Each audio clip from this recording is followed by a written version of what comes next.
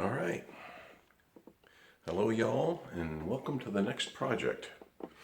You have seen, I'm sorry for the croaky voice, I've got a bit of a cold. You've seen this one. This is the pantry.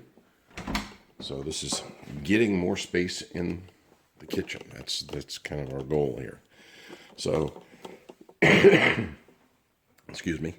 The next one, which is going to be something like that, is up here. And I've already gotten started, so I'll show you a little bit more on it. But that is a cabinet that, if you can see, is set way back from the edge of the refrigerator. So it's very hard to reach up there to get anything. So it's not a very helpful cabinet. And so what the goal is to take that cabinet front and move it forward. And I'll show you that in just a minute. So I've already gotten started by removing that cabinet front. But let me get you up there and we'll take a look. All right, so you can see the cabinet used to be like this. And I've gone ahead and removed the front. I'll take that out of there so you can see. And there's the front off. That was a little bit of a challenge. I had to get started by taking I had to saw down in here to get enough of a bite to be able to pry that face off there, but it gave way.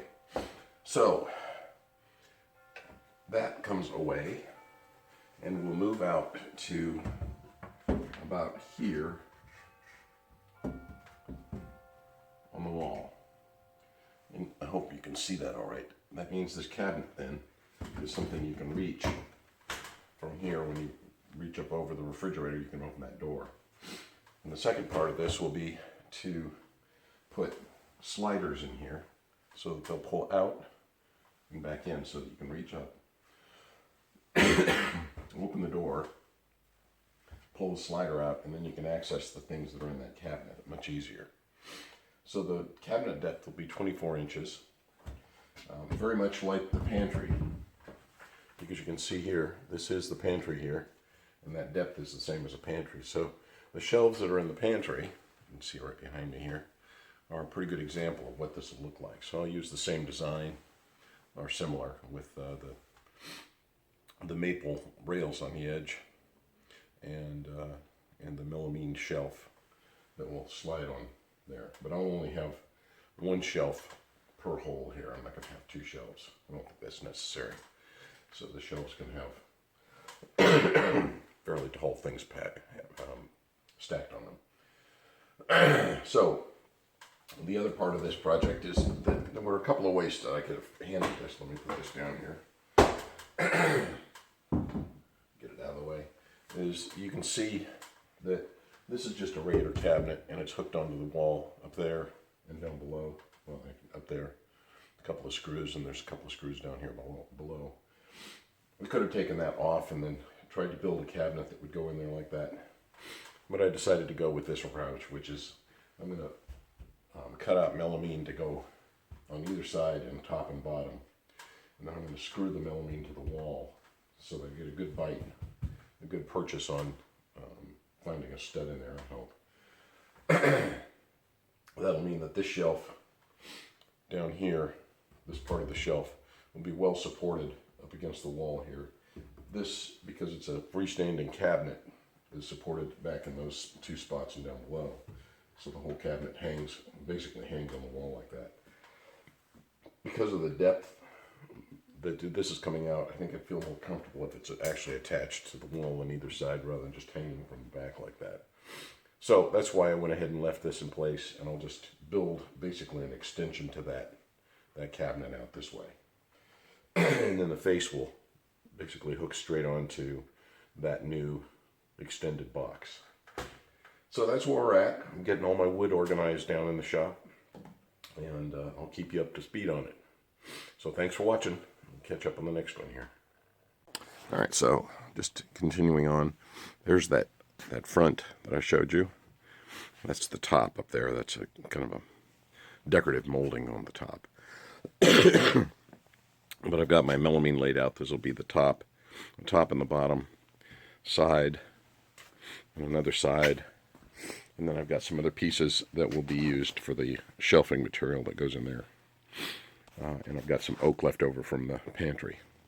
So the next step is, with my very fancy drawing here, to go ahead and start getting this all cut into the right shapes and sizes, and mark the wall and start screwing stuff up there, and then hopefully it'll be time to put that drawer front back on and work on the shelves. All right.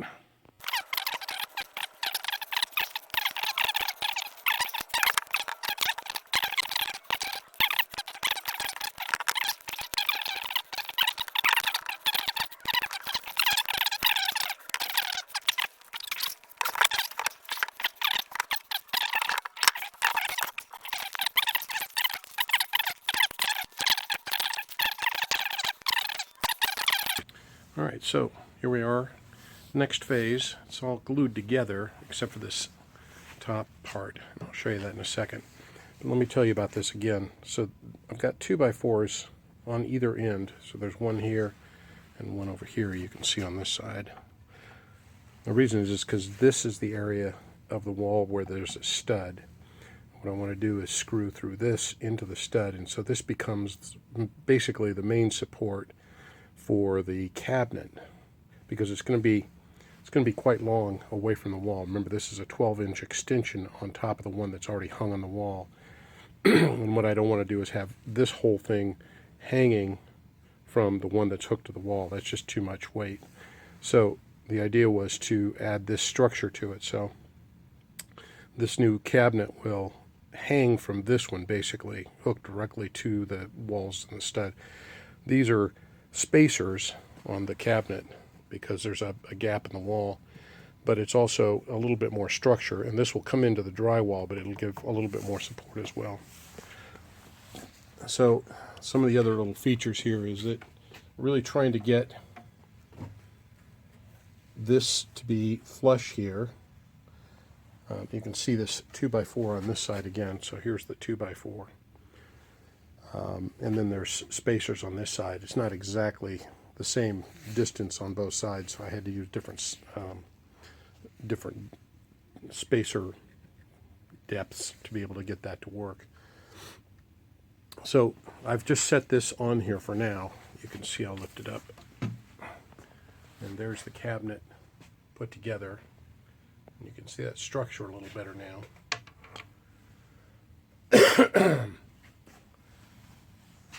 See the joints there. So I've gone ahead and used regular wood glue on this whole section here. And what I'll do is go ahead and I think what I'll do is assemble the whole thing before I take it up and put it up in the where it's supposed to go.